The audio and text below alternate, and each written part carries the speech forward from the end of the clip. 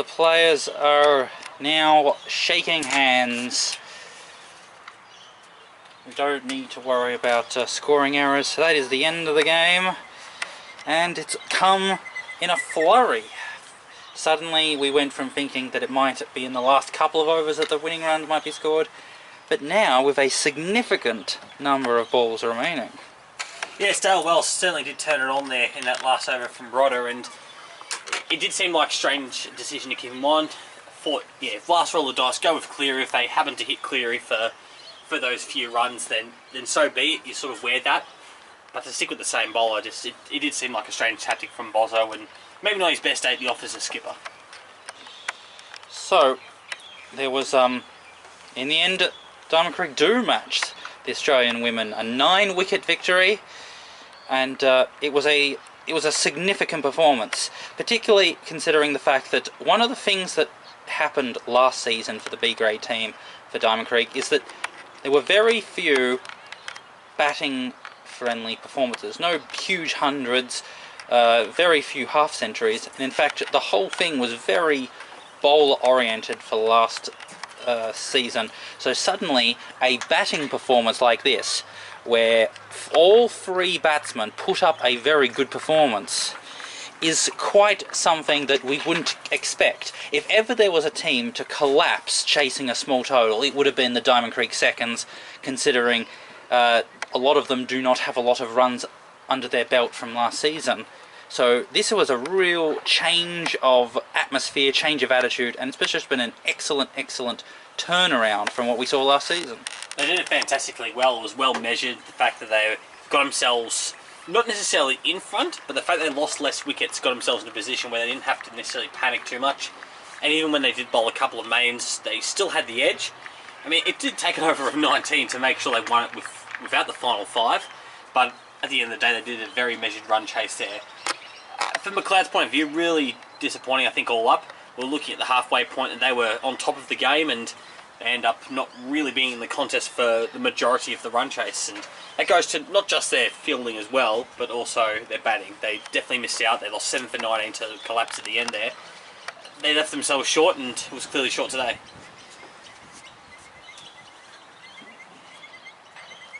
Where would this put us in terms of knowing what the Diamond Creek Seconds are going to be giving us this season?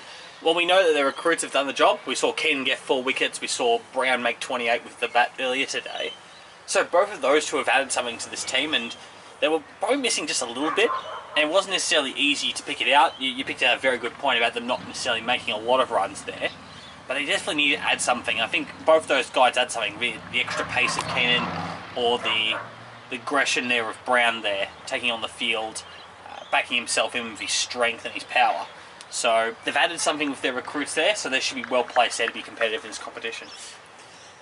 So, like you said, and like we've been talking about all today, for the first half, Macleod were about 1 for 50, going at nearly 4 runs per over, and we thought if they can keep up this pace, they would have a 160 score on the cards. And then, since then, it's pretty much been entirely Diamond Creek. Diamond Creek won out in the second half of Macleod's innings, and then it's been dual Diamond Creek in their batting innings. So it's just been a remarkable turnaround where the second quarter, the third quarter, and the fourth quarter of the game is just one-sided. And the only thing that kept the game going this long is the fact that Macleod played so well in the first quarter. I mean, if the first quarter didn't exist, the game would have been over an hour ago. Well, you're exactly right there. It's been much disappointing for a side that made finals last year, and we're looking certainly to go back-to-back with finals this year there. But they got the opportunity to bounce back really quickly. 7 days' time, they've got another one-day fixture, so it'll be important for them to bounce back there. And clearly they've got some signs. They may be lacking a little bit of bowling depth. You think after Cleary and after these sort of guys there at the top of the bowling order, Mitch Bottomley did his part with the ball there, so did Pidden. But all up, there just seem to be a lack of a bowler there. When you think about the guys who are coming out towards the end there, think about guys like Rodder, don't quite seem to be the B grade sort of standard. Nothing against him, and I hope one day obviously he does well and proves me wrong, but right at this point in time doesn't seem to be quite there. So after the first 10 overs, they were 1 for 34, 3.5 runs per over. Then at the drinks break, they were 2 for 66, again 3 runs per over. Then after the 30 over mark, they were 3 for 93, 3 runs per over, 7 wickets in hand. And it was around that moment, the 30th over mark, where, I mean, to be fair, that at the drinks break, being 1 for 2 for 66, they were. 2 for 66, sorry, yes. So 2 for 66 at the drinks break, and some very good bowling by Diamond Creek from the 20th over to the 30th over meant that they lost another wicket, and also the runs were starting to dry up. So that by the time the 30th over came around, even though the run rate was still at 3, there was less momentum and there was less energy in the Macleod innings. And so that made their batting performance more brittle, and then it was just a matter of waiting for it to crack open. And that happened after the 30th over, where they lost all their remaining 7 wickets, and they were bundled out for just 117. So it was a two-part performance for Diamond Creek. First of all, very good, concentrating, mature, defensive bowling, and then being in the right position to take advantage of all the wickets when the opportunities came and when the Macleod batting performance had lost momentum. They definitely did stem the momentum there. Elsing definitely used his bowling changes well, brought on Wells at the right time. I was thinking maybe a little bit too late even, the fact that he was going to either have to bowl out like he did, or if he was going to bowl these 5, he was going to leave someone else coming through, be it a McCormick, bowling a little bit later than maybe he would have liked, but he actually did it really well in the end of the day. He had Wells back himself up there, and the fact that Keenan also did the job at the other end meant that they never really looked like getting runs scored against them. There was the occasional boundary, but most of it was just those wickets there. So full credit to the bowlers, and like you said, it was reasonably defensive, but they seemed to get it right with their field there and had the right men in the right positions. There wasn't missed chances there from poor fielding there. They had the right men in the right catching positions. And then we have Diamond Creek's batting performance, and apart from that 1 wicket, was remarkably one-sided. So when you're chasing 2.99 runs per over, even going at 2.5, it's pretty much comfortable. It's nothing to worry about. So you're in a state where you don't have to worry about the required run rate at any point. And that, of course, is a very big benefit, because you only have to think about one thing, which is remaining in and batting long and not losing your wickets. So that gave the Diamond Creek players such an advantage. They were none for 27 after the 10th over, and then 1 for 64 after the 20th. And so going from 2.5 to more than 3 runs per over, it was definitely that block from the 10th to the 20th over, which advanced Diamond Creek to the point where it wasn't just that they were scrambling and clawing their way towards victory, they were actually ahead of the game. And so by the time the second drinks break happened, Macleod were in desperate troubles. And then come the third block, the run rate was pretty much held together. It involved just 3 boundaries, but lots of scoring shots, a 2, a 3, many 1s, so that by the time the 30th over had ended, it was 1 for 97, and Diamond Creek was still going at more than their required run rate at the start of the game. And then after the 30th over, the game just suddenly came to a sudden end, with that amazing over, the 34th over. But before then, in the 33rd over, was 98, and that would have been comfortable. So if they had have decided to just play the same way they had played for the rest of the innings, it probably would have been a very moderate, comfortable run chase. You said something interesting during the telecast. I'm going to bring it up again there. We're going to throw in a hypothetical there. So you mentioned Bizz being the difference. Let's backtrack to the 33rd over. The difference of Bizz was 10 at that point. Boswell had let through 11 and Merritt only 1 for his whole innings. If it was 1 for 88 chasing 118, we're looking at 30 off the last 7 overs. It's a much different game. Something you're more confident to go, let's go for Cleary, let's go for White, and give it one last crack there. And Diamond Creek certainly would have been less comfortable there. Now, of course, buys aren't always the keeper's fault. Being a man who's quick kept myself, I know a lot of it depends on your bowlers, depends on your captain's strategies, whether he wants you up to the stumps or not. But the fact he's his own captain there means he's in a lot more control than perhaps other keepers are. So those are the 10 runs that could have certainly come back to bite him. I think still Diamond Creek would have found a way to win, considering the bowlers weren't getting the wickets. But it's an important role for the keeper to make sure he keeps his buys to a minimum. Alright, well that's the game. Macleod have suffered a very significant loss. Diamond Creek a significant win, and Diamond Creek are definitely taking a very big forward step into their B grade campaign for this season. So yeah, we're going to be taking a break. We'll have a photo montage for you just a second, and then we will have the further discussion in the post-game show. So this is Channel 8, the local sports network. So the last thing that we need to take into consideration for this game, because we've discussed it in its entirety, is of course the question of the votes. So once again we will have our 2 awards, the Channel 8 Player of the Year award and the Chukka Wilson award. And so Damien, Haydos, Hayden, could you please announce the 3-2-1 of votes for this game? I certainly will. Why don't I give a couple of honourable mentions there for the guys who didn't get votes today. I thought Dylan Bedurk did a fantastic job with his off-spin earlier in the day. Didn't necessarily get the rewards with wickets there, but kept the runs down and helped shift the momentum back to Diamond Creek. And also Jackson Elzick with the new ball did some good things there. So a couple of guys who didn't feature but did some good work. I'm going to give 1 vote to Mitch Elzick. He definitely carried the run chase there with his leadership. His captaincy moves were all pretty good throughout the day. Nothing too much to question or to look at and you think, well, that wasn't necessarily the right call. Generally made all the right moves and certainly kept to his strengths. For 2 votes, I'm going to go for Keenan. The fact that he did all the damage with the old ball eventually, but he certainly did also some impact with the new ball. Not necessarily leaking a lot of runs despite his pace there, keeping it about 3 runs and over, and then cleaning up towards the end there. So did a fantastic job. The man who's got 3 votes is Dale Wells. The fact that, once again, his all-round performance, 4 wickets with the ball, and 40 runs with the bat, it's become a common theme for Dale there. The fact that these all-round performances, especially in these one days, he just has a knack of being able to have an impact right throughout there. So, in summary, 1 to Mitch Elzick, 2 to Keenan, 3 Wells.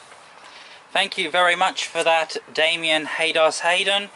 So now it's time to take a break, and we're going to continue the post-game show. This is Channel 8, the local sports network.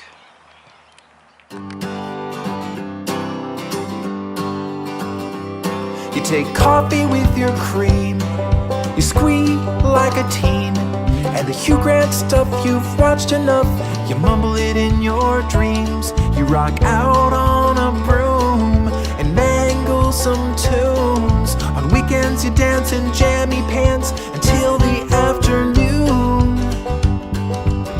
And I know it's hard to think that someone could be in sync with all your eccentricities. You're perfect in the perfect way. You're perfect and I hope you stay. Your goofy little self eternally. Oh, I'm weird like you, I know it's true. I'm in the clouds up there with you. You think you're flawed, but wouldn't you agree? You're perfect for me.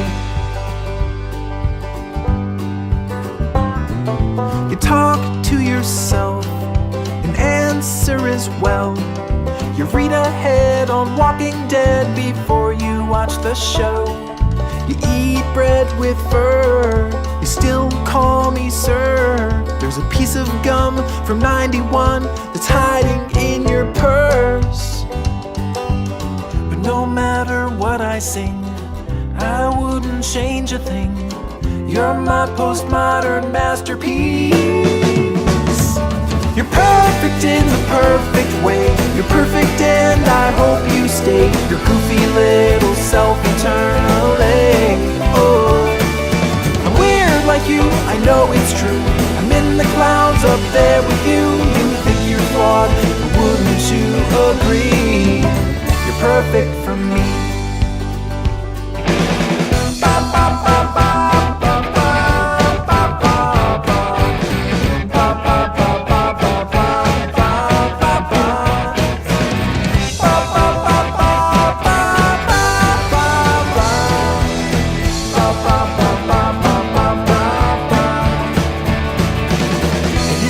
Your mind and mine are strangely intertwined, and that's just a-okay with me. You're perfect in the perfect way. You're perfect and I hope you stay. Your goofy little self eternally. Oh, I'm weird like you, I know it's true. I'm in the clouds up there with you. You think you're flawed, but wouldn't you agree? Perfect for me. Hello and welcome back. You are watching Channel 8, the local sports network. Now, Damien, Haydos, Hayden, we've obviously come to the end of the football season. First of all, the local football came to an end, and then the AFL came to an end. Now, the NFL is, of course, the local football tournament for the northern suburbs of Melbourne. So, how did the NFL season this year go? Well, it was a really interesting campaign there, one with a couple of significant firsts, which I'll delve into in just a moment's time there. But I'll touch base with all divisions and let you know how they went. Starting with, of course, Division 1 there, we had West Preston getting the job done in the grand final against Macleod, which was significant because at times West Preston found themselves out of the top 5 and ended up finishing outside even the top 3, having to go the hard way through their finals campaign, but managed to get the job done. Macleod, 3 grand final losses in a row, that actually means.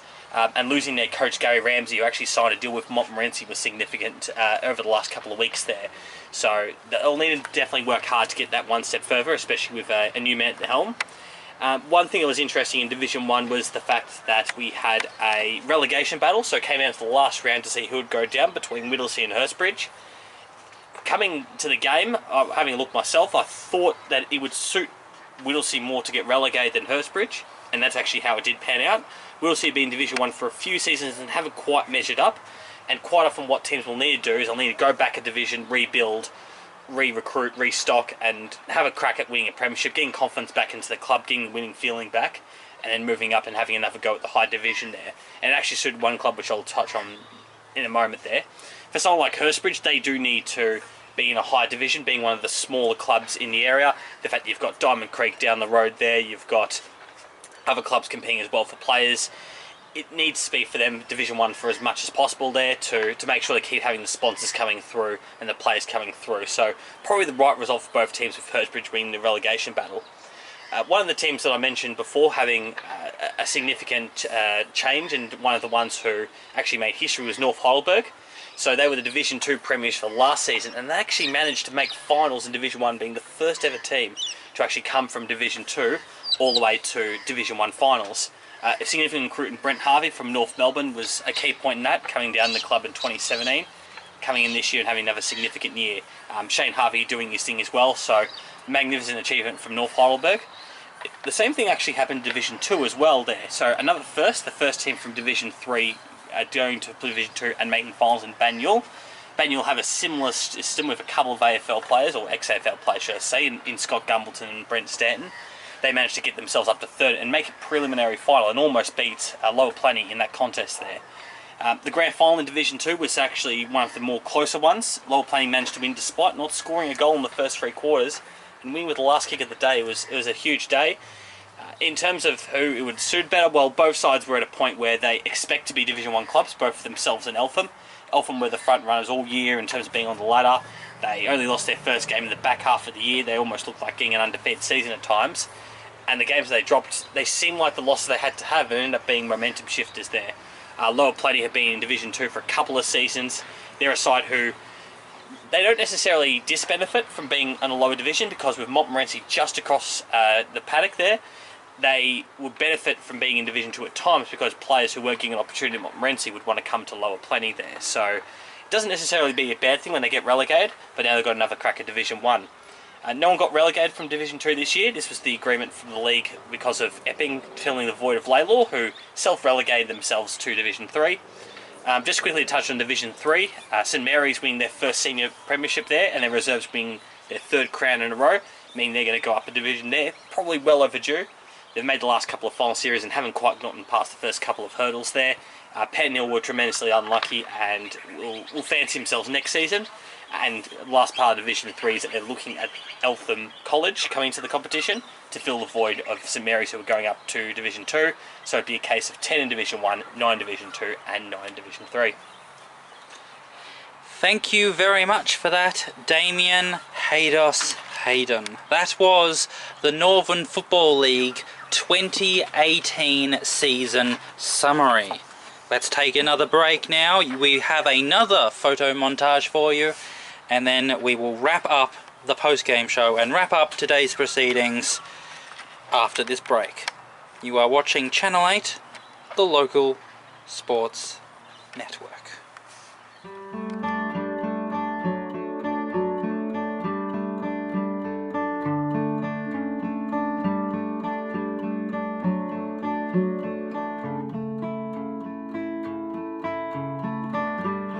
Broken wing, it didn't last a spring. You shoved me out before the nest was cold.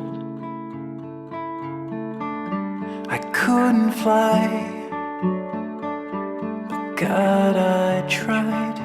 I hit the ground and I was on my own, alone in a big blue land with only my legs to stand and no one to lend a hand or to pick me up.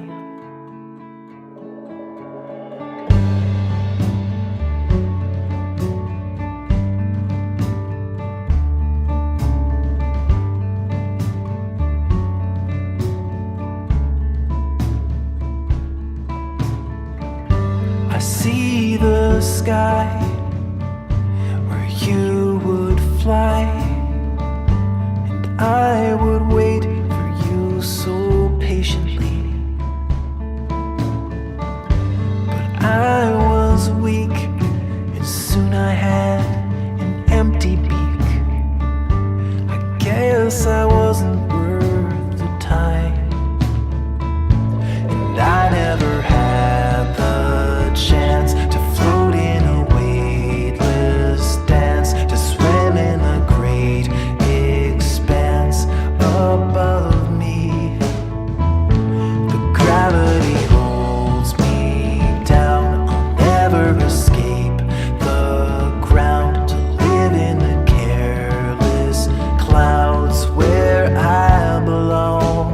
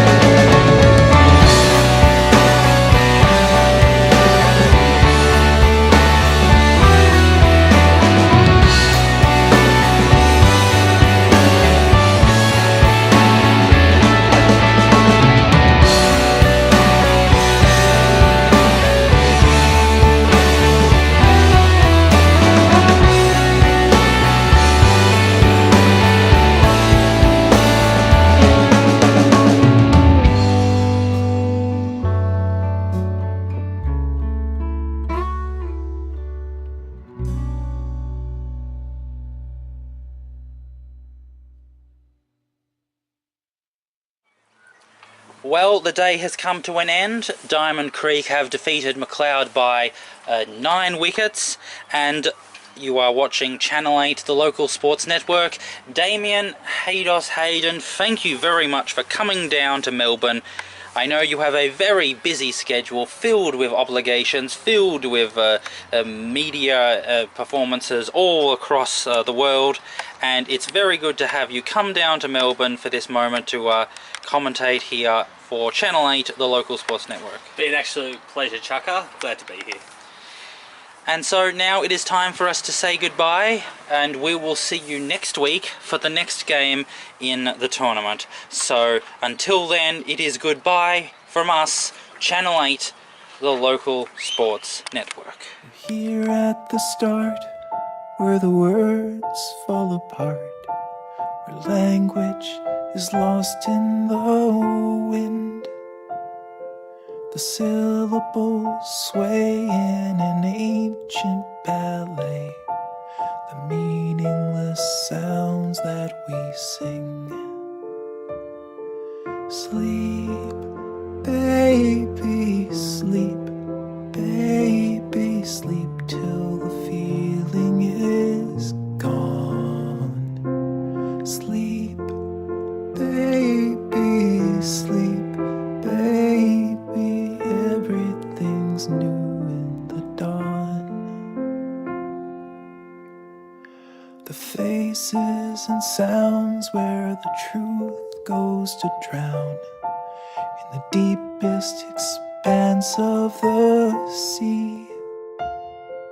Our dreams and our hopes are concealed in codes, and no one would dare hold the key.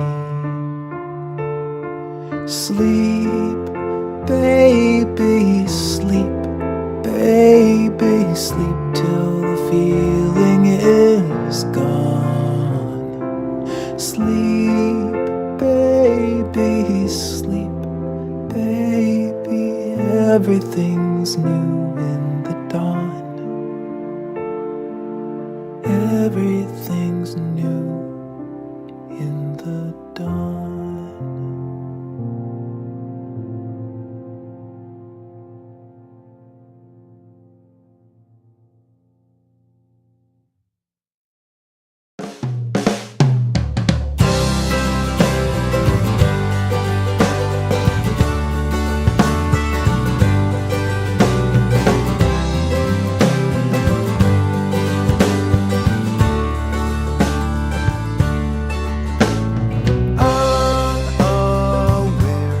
Something was in the air, floating around us and slowly surrounding us whole. Was it a second, a day, or a year when you began to disappear?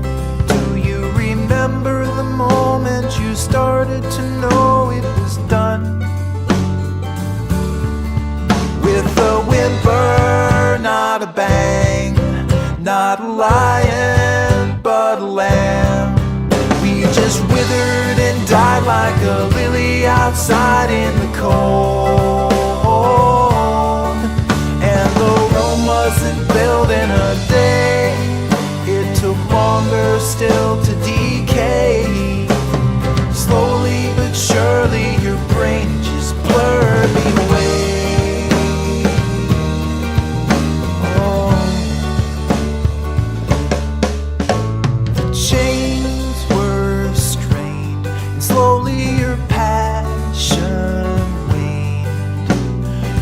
Talked all night, now we don't even fight anymore.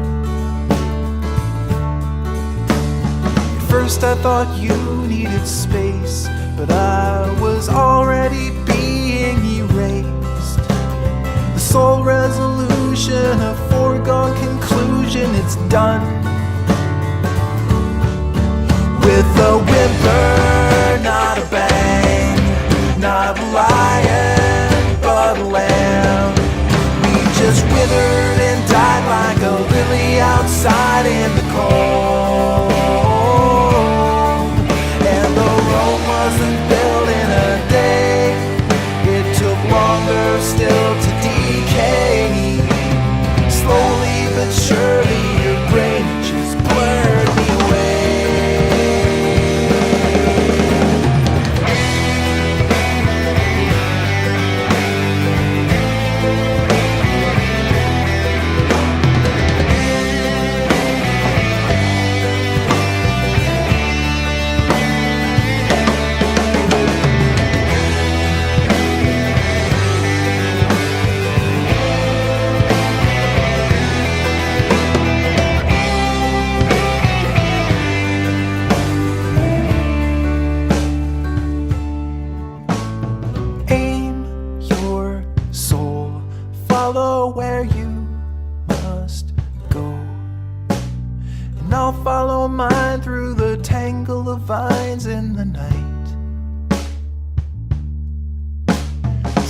this is the way that it ends. A half-hearted promise to always be friends. A glance at the floor, then you walk out the door to your life. With a whimper, not a bang. Not a lion, but a lamb. We just withered and died like a lily outside in the cold.